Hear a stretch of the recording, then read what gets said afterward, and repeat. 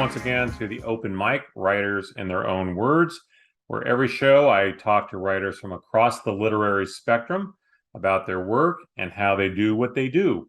From huge New York Times bestsellers to folks maybe who are just getting started in this publishing game. The Open Mic is about and for writers and the experience of writing and publishing here in the modern age. For those who don't know as well, the show's available both as a YouTube show and as my podcast. It's under the same name, Writers in Their Own Words, the Open Mic, Writers in Their Own Words. So you can check out both. You can do me a solid and subscribe to both. Leave me a nice review. That helps other people find it. Even if you hate me, let someone else find the show. That would be great because my guests are always worth it, even if I'm not. And speaking of guests, I am joined today by the fabulous novelist, Elisa Lorello, whose more than a dozen novels have sold over 500 million copies around the world. Do not adjust the tint on your screen. That is just me being jealous that you're seeing. Elisa, welcome today. I also, really quick before I move on, her books are marketed generally as women's fiction, but she prefers the term romance rhetoric. So we're going to get into all that for sure, but we're going to start with the newest book. So let me start there. Elisa, how are you doing today? Welcome to the Open Mic. I'm doing great, and thank you for having me. I am going to correct you with one thing. You said 500 million. It's actually 500,000, which suddenly doesn't sound as impressive, but I think it's pretty good. I think 500,000 is still pretty good.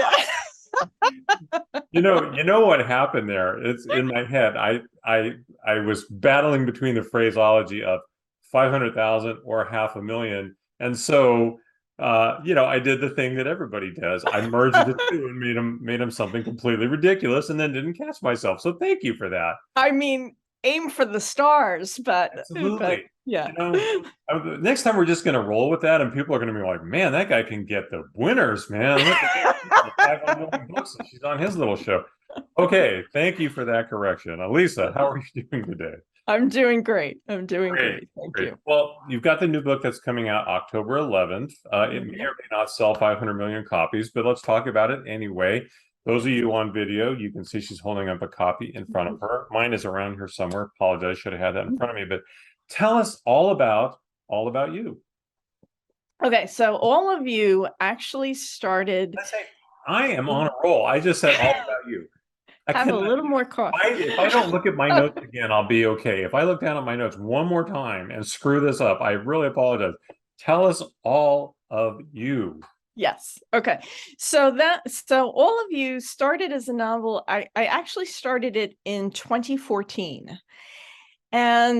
And it was in response to, well, I can't see it on my T-shirt right now, but if for those of you who are on the video, I've got this Duran Duran poster behind me, and I'm a lifelong Duran Duran fan. I had just written and published a memoir about my fandom at the time, and so I had watched an interview with the bassist John Taylor, and he just kind of in the middle of this, and I don't even remember what the rest of the conversation was, but he said something to the effect of, what I want to know is why aren't there more female producers? And something in me said, I'm going to answer that question, and I'm going to do it in a novel. Now, at the same time, I grew up in a musical family, and that was very much a part of the memoir that I had written about my experiences in childhood, about, growing up in basically over a recording studio, and that being one of my happy places, even though I'm not really a musician myself. So what I decided to do is I'm going to write this character who is she's a producer, she's a sound engineer, an audio engineer, and she's had this really great career, and she started as a pop star, almost kind of Debbie Gibson, where she was a teenage pop star who wrote her own music and really was just kind of written off as this bubblegum pop. And even though she wasn't a one-hit wonder, she's kind of known for this one big hit.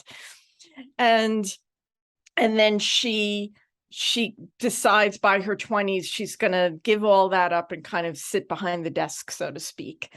And so where the novel kind of picks up is she's in midlife, and the band that she worshipped as a teenager before she became famous, which just so happens to be a British quintet, wants to kind of make a comeback album, and they want her to produce it. And she's kind of on the verge of leaving the music business herself. So she's thinking, I will go out on this album and I will do this. But there's also some history between her and the band that is dredged up for her. So I had started this in 2014 and had a completely different title. I had pitched this book as part of a 2-book deal, and they actually didn't want it.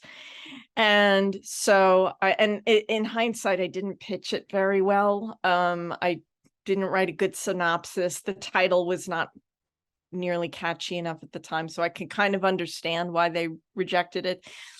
So I, wrote the book they did accept, and then I came up with another one, and then I was contracted to write yet another book with a different publisher. So this book kind of just kept putting on the back burner. My husband and I co-wrote a book.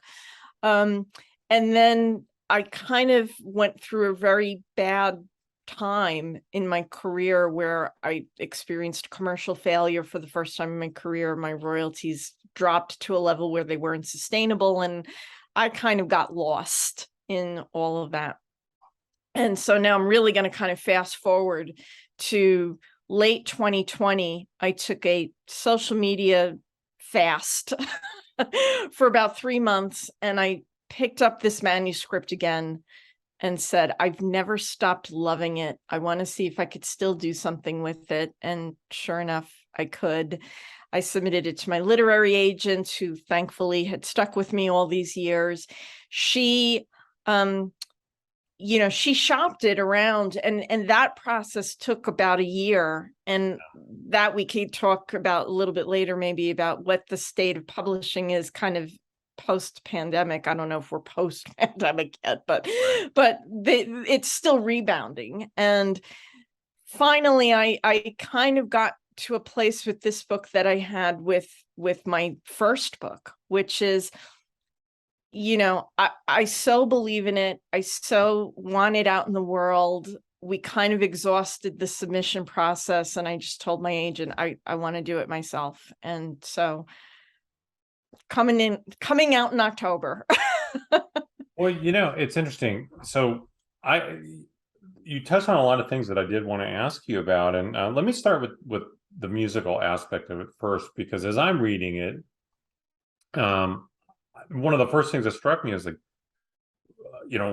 were you a professional musician? Because, it's not like you overwhelm people with these things, but you clearly understand a lot of the little finite points of music and what makes one piece of music different from another piece of music, even if it's very similar. But you don't beat people over the head with it. Like I say, it's very smooth. And I don't know, I was going to ask you, how you say you're not a musician yourself. You certainly have created a character who comes across that is very believable and authentic.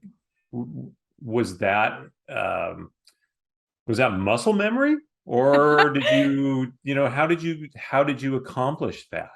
That is a great compliment. So thank you, because that means I did my job. I actually, my eldest brother is a producer, an engineer, a musician, composer.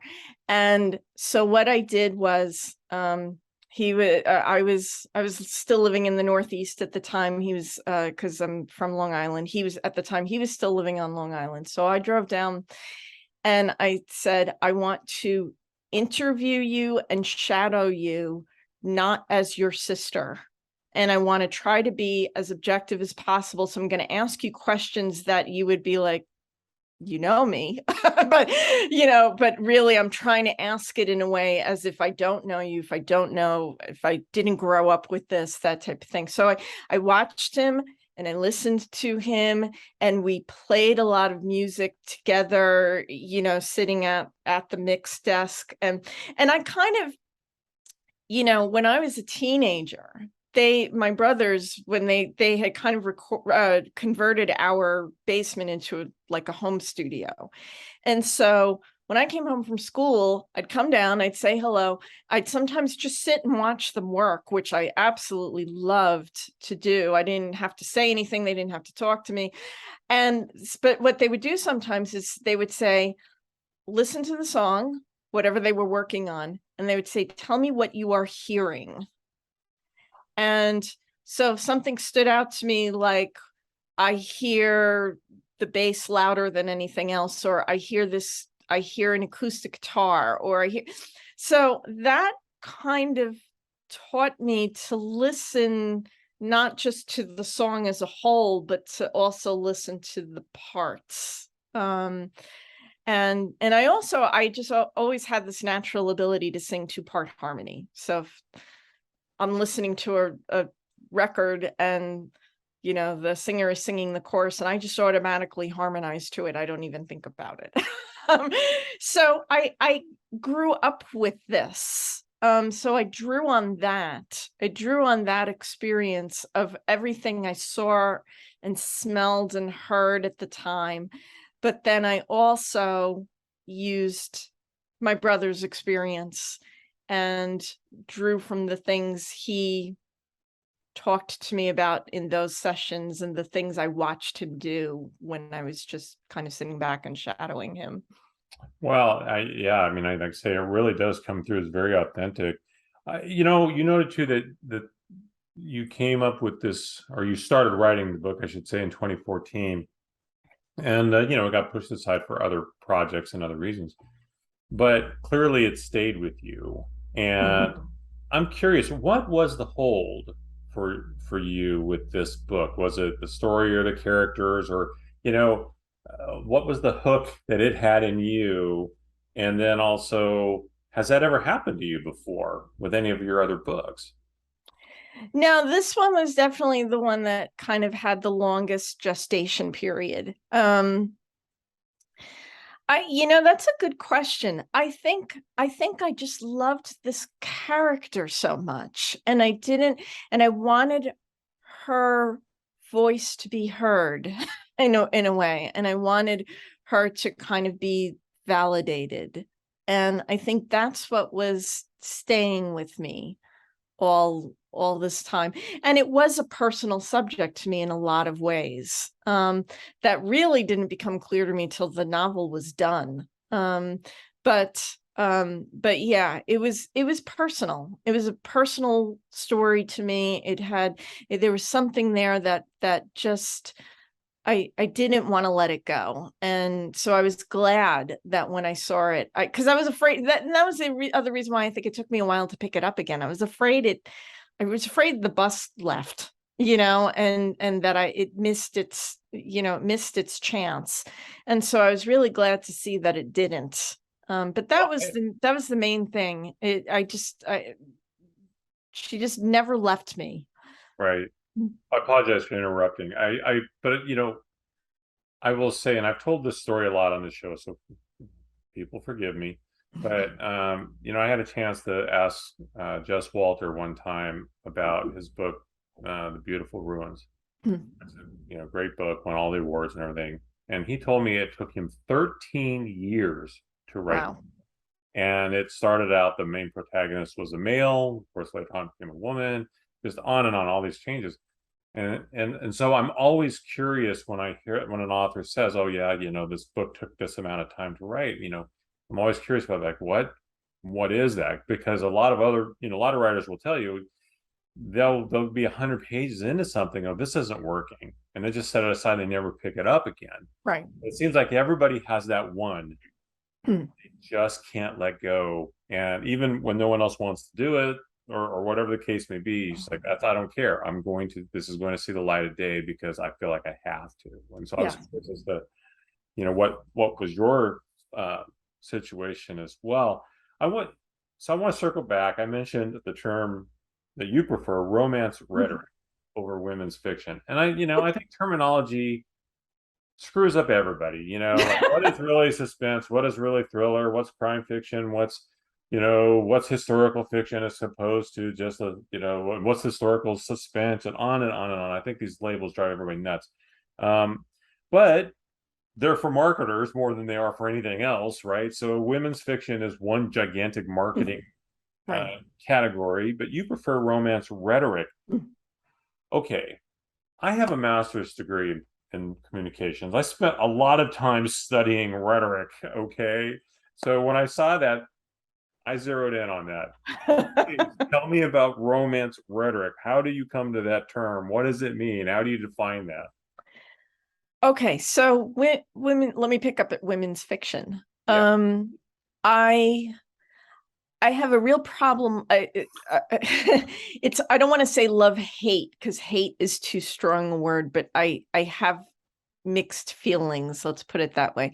I read so much of that genre. I think women's fiction authors are fantastic. I think the readers are fantastic.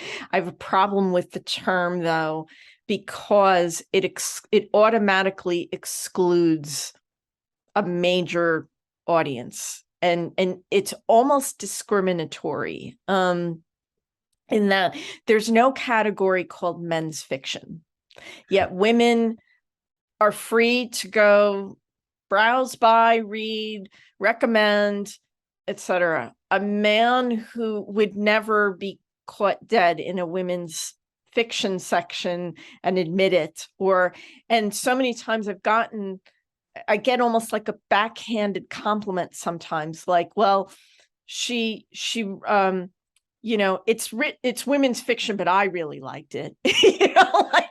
Like and so that aspect really, really bothers me, that you're automatically a man is automatically going to say, and this has happened. In fact, this happened to me very recently. I was at the post office and I was mailing out these advanced reader copies of all of you, and we're just making polite small talk about writing books and stuff, and he goes, well, I guess you write for women. Didn't even see the book, didn't even ask me, what do you write about, and just automatically says that. So, and it's like any woman who writes anything is automatically going to be lumped into, she's either a woman author or she writes women's fiction, when that's really not what she's writing. I mean, in a marketing sense, I would love to just say general fiction or something I do write rom-coms from, I wouldn't call all of you a rom-com, but I do write them. But yeah, so I have that problem. So I wanted something that was a little bit more self-identifying. So that's why when Peter Elbow and I had this conversation, and he's the one that coined that romance rhetoric, but it fits so well to what I was, what I feel like I do. I knew this was never going to catch on. But I at least included it on my website to say, if you want to know what I think. And I use this as a tagline everywhere now. I said, it's as if Aaron Sorkin and Nora Ephron had a love child and Judy Blume was her great aunt. And that's kind of how I describe myself. Right. Well, you know what? I was going to ask this a little later, but let me ask it now because I think it fits better here. Because there's been a lot of attention in the last 10 years on cultural and gender authenticity, particularly in fiction. A lot of it is based, people writing about men writing women, white people writing characters of color, and really screwing it up, getting it wrong for the most part. How do you approach writing a male character or characters outside of your own cultural background? This whole issue of, authenticity in your characters. That's a good question. on one hand, as a writer, you always want to go outside your comfort zone. But on the other hand, I don't want to, for example, I don't think I could ever really truly write a character, a person of color or a Native American character or something like that as a main character, because I think I just don't have an innate understanding of anything they've truly been through as a culture in life. And I don't think I personally would feel comfortable doing that. On the other hand, I have written male protagonists. And what I do there is I really just get some male readers and say, how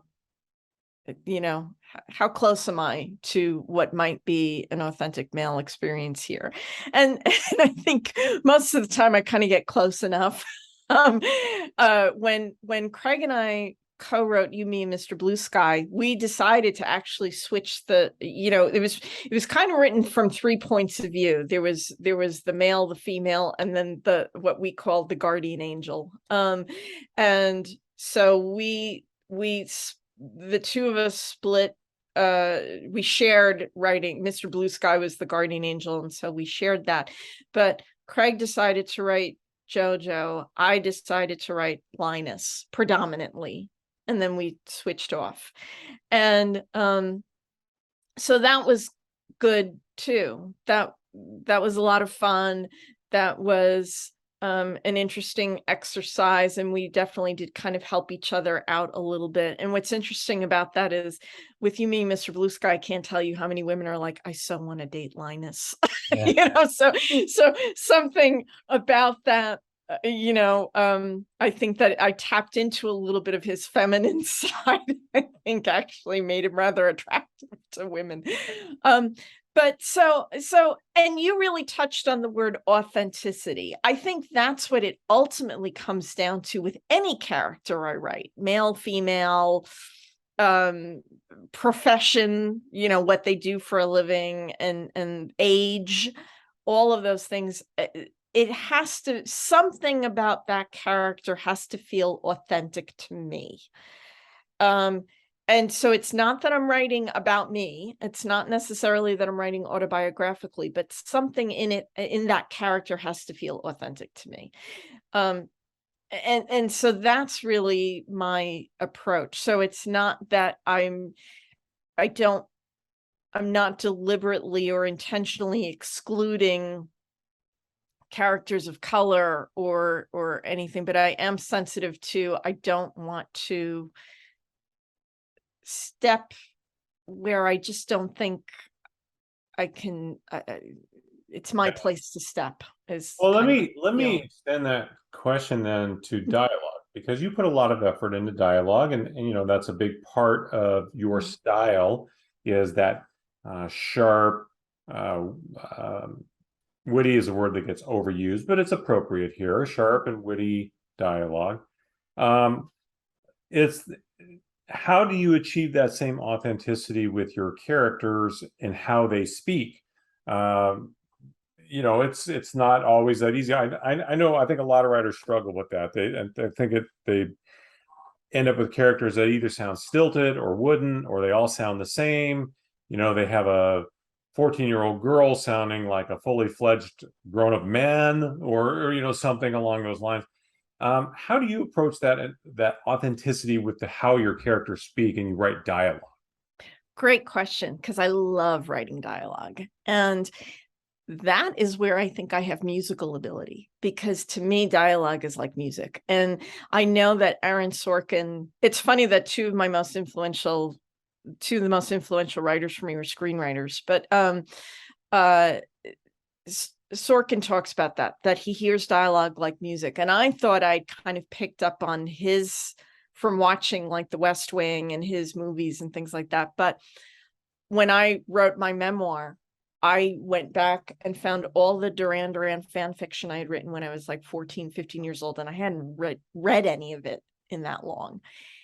And I was really struck by how good the dialogue was for a 15-year-old. So I realized at that point I had it all along. And it wasn't that I was just watching a lot of the West Wing. It's that I already had it innately, and that just happened to resonate because of stylistically, it was similar to me. So I'm going to say this the wrong way because I actually wrote about this. I really don't try to write the way people speak, because if you actually like have a recorded if you just read a transcript of how people speak to one another, it's actually really confusing. So again, you touched on that word of authenticity. So I think I try to write dialogue that is authentic to the character and authentic to the story. I really don't mind if somebody says to me, well, that's not how people really talk. It's like, I don't want them. I don't want to write that way, because it's confusing. I want to write, I want to write this almost like jazz, where one is riffing off the other and one instrument is listening to the other and responding in rhythm, in harmony. And so that's really the way I hear it in my head, and I get that on the page, and I read my drafts aloud to make sure that rhythm is working between them. So that's really what it is. It's what's authentic to the character more than, is this realistic dialogue? Does it work in the context of the story? Right. And that's ultimately what's really important to me with that. But I love dialogue. And it's funny, I took a couple of screenwriting workshops, and I gleaned so much from those, but I don't feel like I'm a screenwriter. I still feel like I am a novelist. But I apply everything that I learned from those screenwriting, and I'm very, very influenced. And I see my novels like I'm watching a movie, or like I'm watching a sitcom or something. I do see it very visually, and actually, even with description, I kind of tell myself to film the scene, so that I'm seeing it almost the way a camera might pan across, Like storyboard. the setting. Yeah. Well, you know, you've also noted in your blog about challenges that life throws at us and how that can impact creativity. And that's certainly something I can relate to. And I think a lot of people that try to write words can relate to. I mean, there are a million things get in the way of our creativity.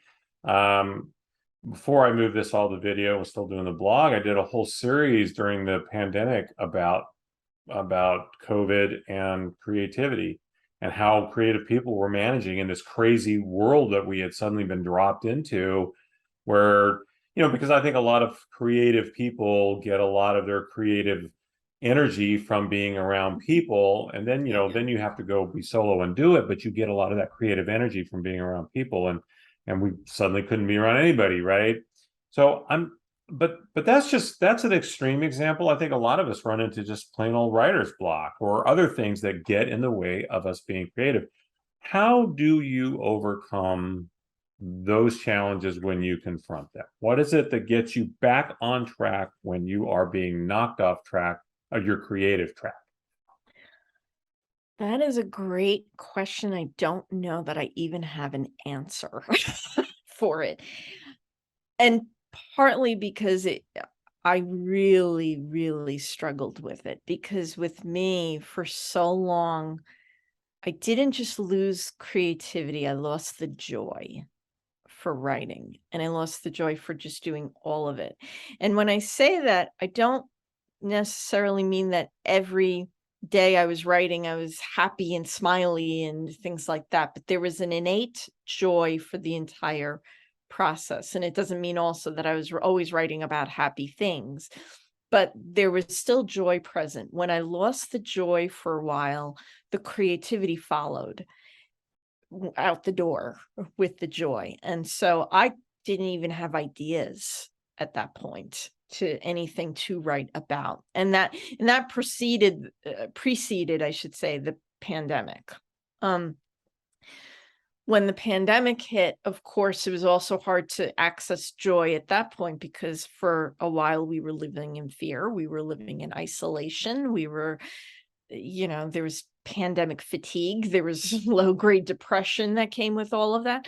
So it was hard to even access creativity with that. Now, I know writers who went to town during that time of lockdown. They were actually very prolific, and they were writing like 2 and 3 books at a time, and God bless them, because I wish I could have kind of taken advantage of that, and it just didn't come to me that way. For me, it really was about that. It was, I have to reconnect to the love of this. And I know that kind of almost sounds very earthy, crunchy, but it really is the way it was for me, and it is for me. I had to find ways to reconnect to the love of it, to the joy of it. And that took therapy, that took doing other things, that took reading other things, and just giving myself permission not to write, and giving myself permission to not be upset about the fact that I was not writing. and it was a long road back. For me personally, what finally snapped me out of it was I let go of all the fear I had about, what if I never write another bestseller? What if I never sell another 100 copies? What if I never make another dime off of this? And because I think a lot of the problems I had were kind of connected to that fall from grace, so to speak. And it was almost like, it's almost like being in a relationship where I felt like my spouse had left me, while meanwhile I was sitting there saying, wait, hey, I thought everything was great. What do you mean you're leaving? And it was that kind of devastation. And so again, it was releasing the fear that I was going to get my heart broken again. And when I finally released that, and I was no longer terrified of that, because let's face it, the publishing industry, you get your heart broken over and over and over and over and over again. But when I really let go of that innate fear, everything came back. And I mean, they're planes. It's like the ideas I have and the projects I have are like planes taxiing on the runway waiting for takeoff. They're just waiting to be taken care of. Well, So that was for me. I mean, that was my process, but I don't have an answer for anybody else who goes through that. It's kind of, I almost feel like saying, just, you got to figure it out, without meaning to say that so callously. I completely agree. I think it's very individual. Everybody's got to overcome, because I think the thing that's universal is that fear of failure, that fear that no one's going to give a rat's ass about this work that I've just poured my soul into for the last however long, and that is terrifying. And it's more terrifying if that's how you make your living, but it's really terrifying regardless. So I think I understand that, and I think a lot of people can relate to it.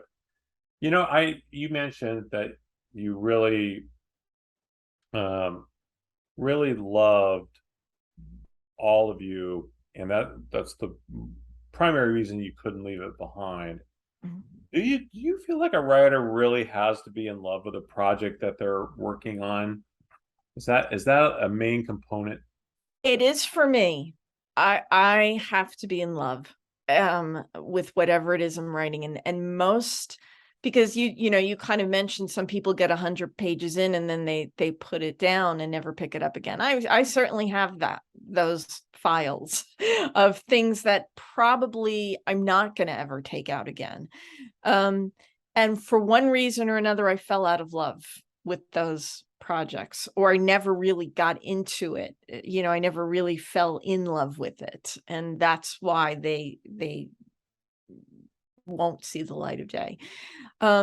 it's absolutely a requirement for me. Every love interest of every female protagonist I've ever written, I've been madly in love with them, and that's even after I got married. So, um, I, and even a flawed protagonist, I love them, and they are best friends. I love them and their families. I just so and even the ones who are not so nice, I love to hate them. So uh that's a requirement for me. And I really don't say this with judgment. I really say this almost like when I say I don't understand writers who approach writing as something to dread every day. I don't understand that the way I don't understand a foreign language. So I'm not saying it without judgment, but it is foreign to me to approach any novel with dread every day. I just and that's not to say it's not hard at times, or that it's not arduous at times. There are times when I'm just sitting there going, oh my God. and Yeah. and I do need to step away from it, and I do get writer's block, and I do get panicked from time to time with it. But that doesn't mean that underneath that there's still the underlying joy and love and desire, and again, that was a lot of my suffering for the last few years that I wasn't doing it. It was really that I just completely didn't have that love and that joy and that spark. Well, again, I can understand. This is hard. I mean, even when you do love it, it's hard. So Yes. if you're not liking doing something, hey, no one wants to, eat liver for a profession, right? So, um, In you fact, I don't know where it went. Here it is. I have a button here on my desk that I bought. God, so long ago you could see it. But it's from yeah, Ben and Jerry, and the quote is, "If yeah. it's not fun, why do it?" There you go. And that's There you go. I've approached that with everything. I that was my approach to teaching. That's my approach to writing. That's my approach to any job that I've ever taken. That's kind of my mantra. Is I want to enjoy it. It doesn't have to be easy, but I want to come home at the end of every day saying that was fun. Yeah, that was good. Yeah. Well, you've done self-publishing and traditional publishing, and as you noted, you're self-publishing, all of you. What's the best advice that you could give someone right now thinking of going the self-publishing route, and particularly in fiction? I know because there is a big difference in self-publication between fiction and nonfiction. And I'm just curious what someone comes to you and says, Elisa, I think I want to do the same thing you're doing. What should I know? You need to be as professional as possible. Do not think it is a shortcut to traditional publishing. Do not think that it is easier than traditional publishing. It is expensive. You need to have a budget. So you need to budget for an editor, or, copy editor, possibly even a developmental editor, a proofreader, a cover designer, somebody who's going to format the interior of the book, somebody who's going to be able to make ebook versions or audio if you want to go the audiobook route.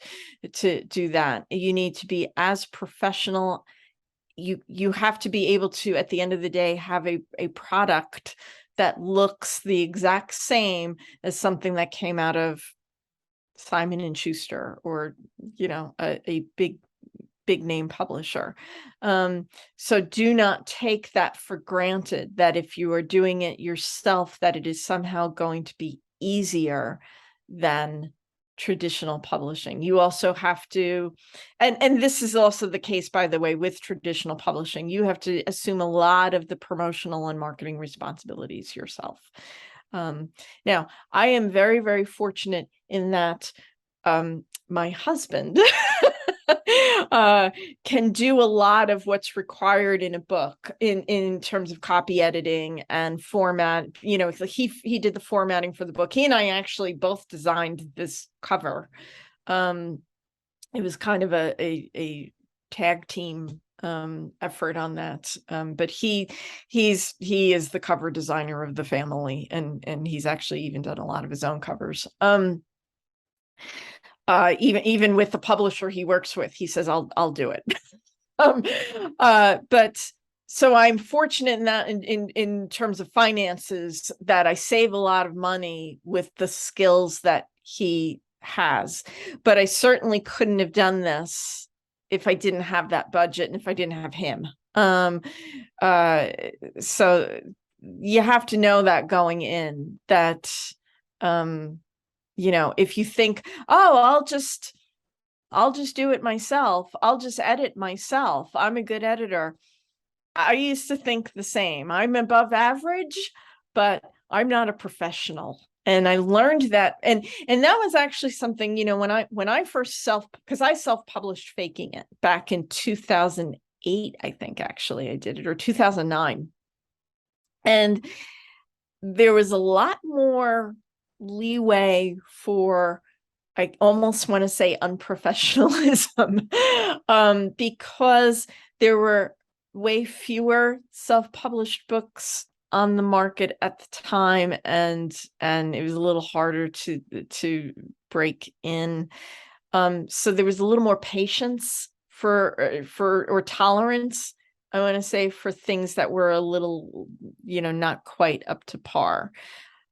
I would never, ever dare self-edit these days. And my design skills have come a long way, but even then, I think I would still, you know, like I said, what I started, Craig did with the cover that was way better than what I started with. So, I think all of those things are really, really, really important. Is you have to take it really, really seriously, and don't just say, oh, I'll just, you know, I'll edit it myself, or I'll format it myself. You have to know what you are doing.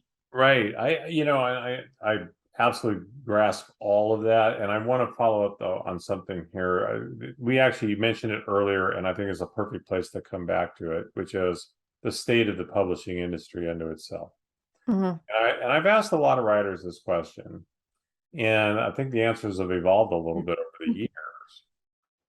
You know, where do you see publishing being in, you know, maybe 5 or 10 years? Now, again, I've asked a lot of writers this question, but a lot of it was before the pandemic. We all thought the pandemic was going to do certain things, and I don't think it did the things that we were the most afraid of, but it has definitely changed the industry to some extent. And I think we're still figuring out where that's going. So that's the heart of the question. Where do you think it's going, from this point to maybe, like, say, 5 or 10 years down the road?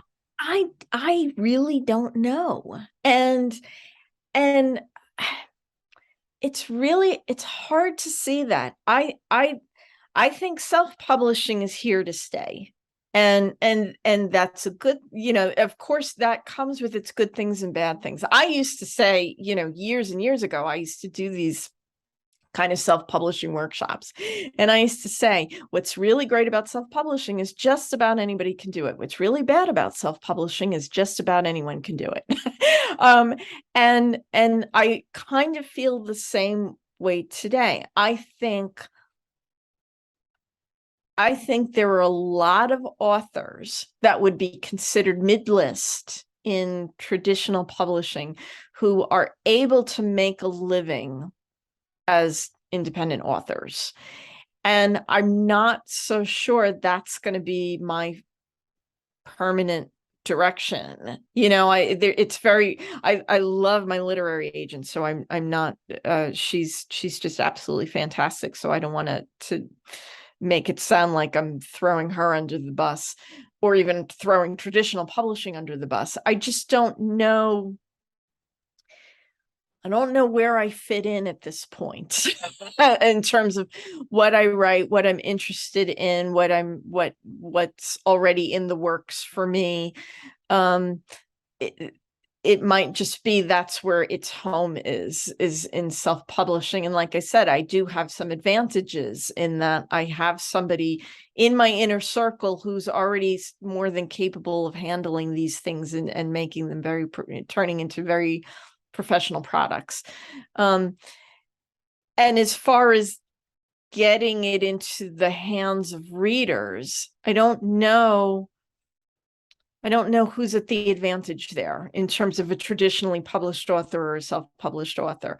There are things that are a lot easier to do than 10 years ago in that regard, and there are things that are a lot harder than they were 10 years ago. So that all kind of cancels each other out. I mean, social media is just so ubiquitous now, and there's always something else. Right now it's TikTok and Book Talk and that sort of thing. But I know the traditional publishing is having some problems rebounding right now because and this is one of the reasons why the submission process took so long for me, and with my agent, because they're taking fewer books.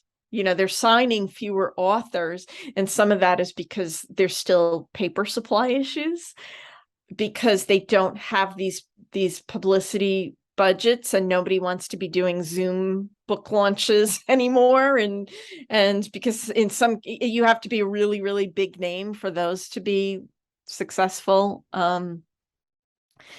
There's so much competition, and I don't just mean within other authors, with music content, with video content, with streaming, with Right. so it's really, really hard to predict what it's going to look like. And interestingly, and this was kind of, again, one of the happy accidents that came out with all of you, this is kind of what Joey Parker is going through. She doesn't know if there is a business for her still. And what where does she fit in that business? She doesn't know. Am I going to be, is every album going to be a crowdfunded from here on in? And she even says it at some point, is Paul McCartney going to be like, for $2,000 you get to have fish and chips with me at the pub because he's trying to get his album funded? Right. She's positing that, but at the same time, that's a real, how do musicians make money these days? How do authors make money these days? Because they really want to be doing it. I want to be a full-time sustainable author. How do I do it? And I have the tenacity now to figure it out and to go for it. But it's a very real question, and I don't know what the answer is for what it's going to look like 5 years from now. Because I didn't know. If you asked me 5 years ago, I would have said, I don't know.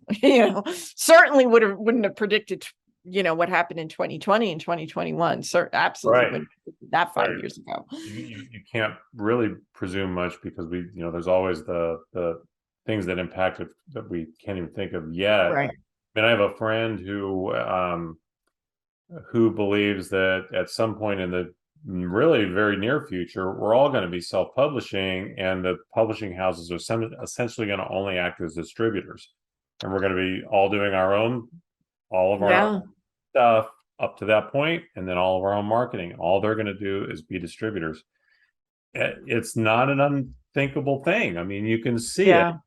There are changes happening in our world that are beyond writing and publishing that you could very easily see. You can see an awful lot of the small guys and the middle guys just getting wiped out of the process. Yes. And and even again with my case, the rejections I was getting in the last year didn't have to do with the writing. Nobody said the writing is not up to par. Nobody said this isn't a good story idea. It was, in the end, it was just, did they love it enough to want to put in their time and investment, and they didn't for whatever reasons they felt. And again, that's how they felt about Faking It. That book got tons of rejections very early on, and I had the same attitude that I have today, which is, well, I can sell it. And I had very low expectations. I never thought about selling 10,000 copies. And I was already in a full-time teaching position. So I was very happy with that. But I wanted it out in the world because I loved it and I believed in it. And so I did what little I could, and just forces came together at that particular time that couldn't happen today, but it was able to happen then, and everything came together, and that book exploded into the Kindle world, and that earned me a traditional publishing contract and subsequent contracts. And that book that nobody wanted at the time is my biggest seller today, Right. still. Right. So how do you know? Right. Well, I'd like to end things on with a fun question. I always mean it to be a fun question. I hope it's fun. It's not meant to be stressful. It might, but let's say I can put you together for dinner, drinks, conversation, what have you, with any one of the following three people. Okay. Who would you choose? And I've decided to give you three Gen X icons. Oh, good. So you can choose any one of these three people. Who would you choose? And the options I'm going to give you are Kurt Cobain, Winona Ryder, or Jacinda Ardern. I don't even know the third person. Prime Minister of New Zealand. Oh, okay. Well, I have to go with her because she's somebody I don't know, and it's New Zealand, and I would have so many questions, and I would be so interested in her stories and learning about her. So yeah, I have to go with her. And she's a Gen X world leader, and Yes. a highly competent one at that. So Yes. Well, Elisa, this has been a lot of fun. I really appreciate you coming on. Thank you. To hear that you've done really well with the book. I'm about a quarter of the way through. I'm really enjoying it, and I will tell you, most of the stuff I read, is crime fiction, mystery, suspense. I mean, if it bleeds, I'm probably reading something of lines. Occasional nonfiction stuff that's all outdoors related, etc. I'm not the guy in the world you would ever say, "Hey, give me an opinion on this rom-com," but I like it. I really Well, like and again, I know we're coming to the end, but you just perfectly illustrated the point. It's, you never even would have come to that. Sure. And given it that come to it with an open mind, because you're already programmed to say men don't like rom-coms, or men don't read rom-coms, or men don't read women's fiction. And that's the typical reaction I get from a guy is, I really liked this. It's like, proof positive right here. See, that is true though. But it's true. And I hope folks who are paying attention to this, listening or watching, I hope that if you've come to know anything about me, I mean, certainly, and what I'm talking about, of course, is this, we generally only talk about this particular kind of book, or generally mostly talk about these kinds of books. So I don't get even the opportunity to stretch out too much. So I'm trying to take more of those as we go forward here, for that very reason, because I think there's a lot of great books out there, a lot of great stories out there, a lot of great writers out there that we don't expose ourselves to because we get into these silos. And if you really want to do yourself a favor in this world, get out of your goddamn silo and read something else, right? I'll tell you right now, romance writers are some of the hardest working writers I know. And yes. And they are constantly being put down as writing trashy novels or, forgettable novels, but they deserve way more credit than they get, and they write good stories. They're good writers, and they write a lot of them. They write them on deadline. So yes. If you whatever you think about them, you try it. Yeah, exactly. So I had to give a shout out to my romance author friends, and a bowing down to them. But yeah, thank you for this. This really was a great conversation, and I love talking about this stuff. Well, I'm going to leave us with my usual couple thoughts. One, again, if you haven't done so, please hit the subscribe button, or at the very least, tell at least one other person. If you enjoyed this blog, or this conversation, if you've seen the blog, if you've seen the YouTube channel, if you like things, share the news with somebody, because it's not about me. I think a lot of folks come on this show and they share tremendous insights. And if you're interested in the world of writing, you're not going to find anything better than writers in their own words, right? So hit subscribe, tell someone else about it. I would greatly appreciate that. Very last thought I will leave you with. It's the same one I leave us with every time. Tomorrow is not promised to any of us. So please make today count. Whatever it is you do in this world, make it count. I am Rich Eisen for Elisa Lorello. This has been The Open Mic. We'll see you next time.